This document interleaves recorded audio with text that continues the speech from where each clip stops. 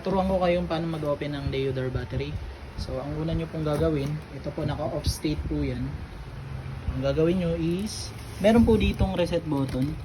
Ito po, yung maliit na to. Pipindutin nyo lang yan. So, gamit lang kayo ng allen or yung matulis na bagay. And then, push mo lang siya. Ayun po, makikita nyo. Ayan, mag-open po yung screen. So, ayun po, makikita nyo. Then, after nun, para i-activate nyo yung battery, magkaroon ng output, papunta sa inverter nyo. So, on nyo lang tong ano na to, breaker. Taas nyo lang. So, ayan po. Yan. Mag-open na po yung inverter. So, ganun lang po yung pag-operate nitong Deodar battery.